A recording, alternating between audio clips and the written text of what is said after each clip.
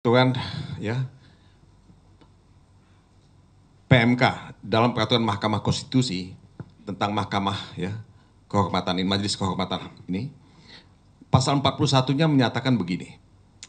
Sanksi pelanggaran dapat berupa teguran lisan, teguran tertulis, atau pemberhentian tidak dengan hormat.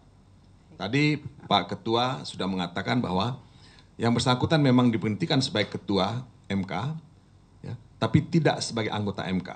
Seyogyanya kalau kita mengacu kepada pasal 41 ini, yang bersangkutan diberhentikan secara tidak hormat sebagai hakim MK. Itu seyogyanya kalau kita melihat apa yang ditulis dalam pasal 41 ini.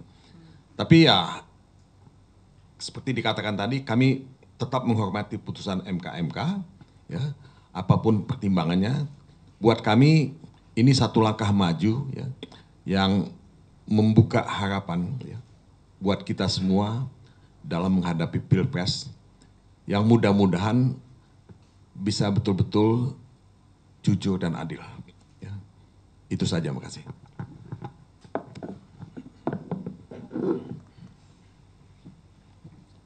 Terima kasih, selamat malam. Saya Dani dari Bisnis Indonesia.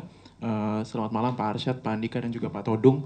Tadi kalau misalkan dari statement Pak Arsyad yang dibacakan tadi, mengapresiasi putusan ini, memberhentikan Bapak Anwar Usman dari jabatan Ketua MK, namun tadi ada yang disayangkan ya, tidak bisa merubah keputusan itu seperti yang tadi dibacakan oleh Pak Jimli.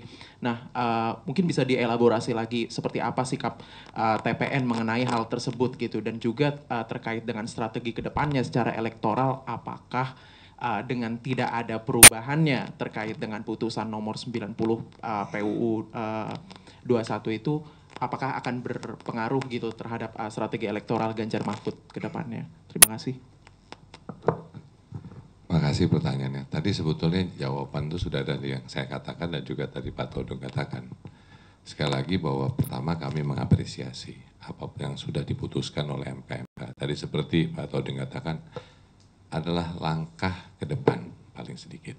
Tapi kalau ditanyakan tadi mengenai peraturan yang ada yang sudah tadi suarakan oleh Pak Todong juga adalah bahwa semestinya adalah ada hanya 3 keputusan yang ada di dalam peraturan yang ada di dalam MK tersebut.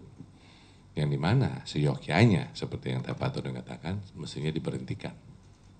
Jadi itu sebetulnya. Tapi walaupun bagaimanapun kami tetap mengapresiasi atas keputusan yang ada. Paling sedang balik-balik kembali adalah tadi kita ingin bersama-sama marilah kita memastikan ke depan bahwa ini menjadi pemilu yang adil. Pemilu ini pemilu yang benar-benar memastikan bahwa suara rakyat itulah yang menjadi raja di semuanya. Jadi tadi saya sudah mengatakan bahwa selama ini gelap kita. Paling sedikit sekarang ada sinar-sinar sedikit yang sudah ada.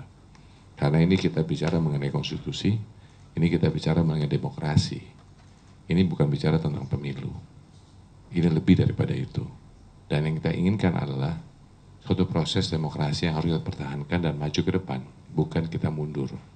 Nah inilah paling sedikit sekarang ini langkahnya sudah ke depan. Itu mungkin yang saya katakan. Tambahan.